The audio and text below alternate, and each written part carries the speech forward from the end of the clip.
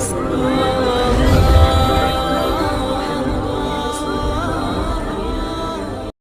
اللہ الرحمن الرحیم۔ السلام علیکم پیارے دوستو۔ ہر نفس کو اس دنیا میں موت آنی ہے اور ہر جاندار کو موت کے آغوش میں جانا ہے۔ روزانہ دنیا بھر میں لاکھوں لوگ انتقال کرتے ہیں جن کا تعلق مختلف مذاہب اور ادیان سے ہوتا ہے، مگر بالخصوص اسلام اور بالعموم دنیا کے تمام بڑے مذاہب میں مردوں کو قبروں میں دفن کیا جاتا ہے۔ اسلام کے عقیدے اور نظریے کے مطابق قبر میں مردے سے فرشتے سوال کرتے ہیں۔ آج کی ہماری اس ویڈیو میں ہم آپ کو بتائیں گے کون سے وہ لوگ ہیں جن سے قبر میں سوال نہیں ہوگا، اور انسان کے موت کے بعد اس کی قبر میں پیش آنے والے کون سے واقعات ہیں، اس کے متعلق ہم آپ کو آج معلومات دیں گے۔ پیارے عزیز دوستو، جب مردے کو قبر میں رکھ دیا جاتا ہے تو احادیث اور روایت کے مطابق وہ قبر کے باہر چلنے والوں کے قدموں کی آہٹ اللہ رب العزت کے حکم سے سنتا ہے، اور جب مردے کو قبر میں دفن کر دیا جاتا ہے تو اس کے پاس اللہ رب العزت کی طرف سے 2 فرشتے آتے ہیں جن کو منکر نکیر کہا جاتا ہے۔ پھر وہ مردے کو بیٹھا کر وہ فرشتے 3 سوالات کرتے ہیں کہ تیرا رب کون ہے، تیرا دین کون سا ہے، اور تیرا نبی کون ہے۔ تو جو بندہ ان کے درست جوابات دیتا ہے، یعنی صحیح جواب دیتا ہے، تو ان کو جنت کی طرف سے ایک کھڑکی کھول دی جاتی ہے، اور اگر کوئی بندہ اس کے غلط جوابات دیتا ہے، جو فاسق اور کافر ہوتا ہے وہ اس کا غلط جوابات دیتا ہے، اور پھر جہنم کی طرف سے ایک کھڑکی اس کی قبر میں کھول دی جاتی ہے۔ لیکن ہم آج آپ کو بتائیں گے کہ ایسے خوش نصیب لوگ کون ہیں کہ جن سے قبر میں سوال ہی نہیں ہوتا، نہ ان کو قبر میں عذاب ہوتا ہے اور نہ ان سے سوال اور جواب ہوتا ہے۔ وہ 8 لوگ ہیں، تو وہ 8 لوگ کون سے ہیں ہم آپ کو نمبر وائز بتائیں گے۔ تو پہلے نمبر پر آتا ہے شہید، وہ شخص جو اللہ رب العزت کی راہ میں جام شہادت نوش کرتا ہے، اسلامی ملک کی سرحدوں کی حفاظت کرنے والا اور اپنے وطن کے دفاع میں اپنی جان قربان کر دینے والا شہادت کے مرتبے پر فائز ہوتا ہے۔ نمبر 2 صدیق، یعنی ہمیشہ سچ بولنے والا۔ ہمیشہ سچ بولنے والے آدمی سے قبر میں سوالات نہیں ہوں گے۔ نمبر 3 طاعون سے فوت ہونے والا، جبکہ طاعون کے زمانے میں اس کے علاوہ کسی دوسرے مرض سے فوت ہونے والا ہو، جب وہ اس پر صبر اور ثواب کی امید رکھنے والا ہو،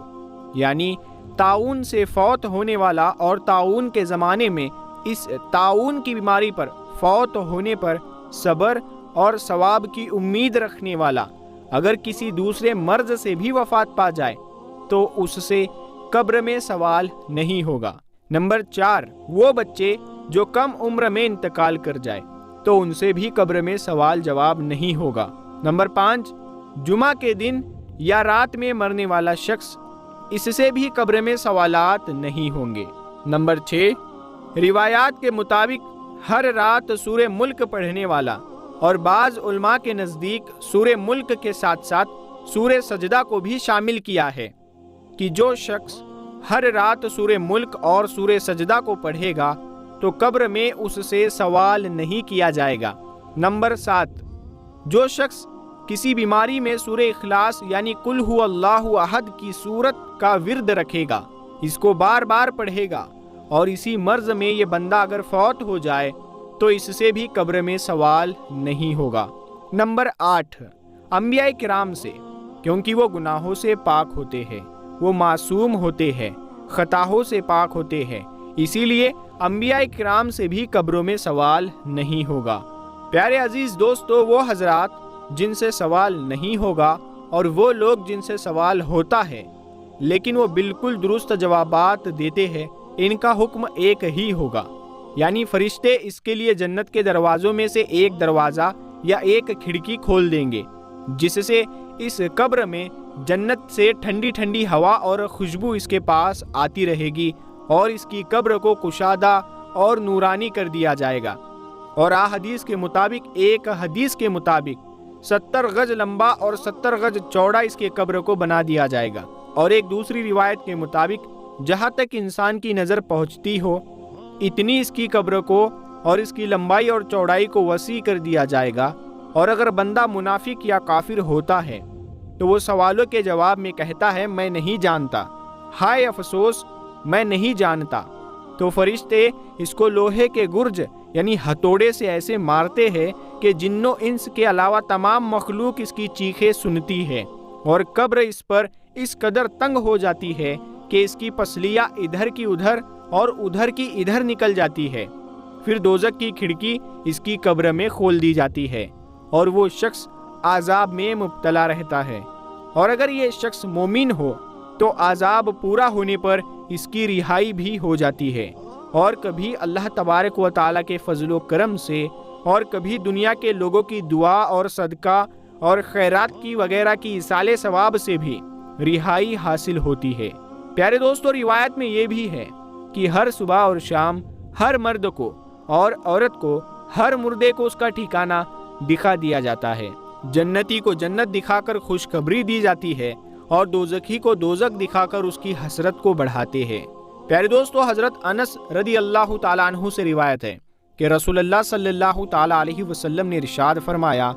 میت کے ساتھ 3 چیزیں جاتی ہے، اس کے گھر والے، اس کا مال اور اس کا عمل۔ 2 تو لوٹ آتی ہے اور 1 اس کے ساتھ رہ جاتی ہے۔ اس کے گھر والے اور اس کی دولت لوٹ آتے ہیں اور اس کا عمل اس کے ساتھ رہ جاتا ہے۔ یعنی جب انسان مر جاتا ہے تو اسے رخصت کرنے والے اس کے ساتھ ساتھ جاتے ہیں، چنانچہ اس کے گھر والے اس کی قبر تک اس کے ساتھ جاتے ہیں، اور اس کا مال بھی اس کے ساتھ جاتا ہے، یعنی غلام اور خادم وغیرہ بھی اس کے ساتھ جاتے ہیں، اور اس کا عمل بھی اس کے ساتھ ہی ہوتا ہے۔ 2 تو لوٹ آتے ہیں اور اس کا عمل اس کے ساتھ ہی رہ جاتا ہے۔ اگر عمل نیک ہے تو نیک عمل اس کے کام آئے گا، اور اگر اس کا عمل برا ہے تو وہ اس کے لیے سزا کا باعث بنے گا۔ پیارے دوستو، احادیث مبارکہ کے مضمون کے مطابق جب انسان مر جاتا ہے تو کچھ اعمال کا ثواب پھر بھی اس کو ملتا ہے۔ مثلاً کسی کو علم سکھایا ہو، وہ اس سے فائدہ لے رہا ہو تو اس کا ثواب مرنے کے بعد بھی میت کو ملتا ہے۔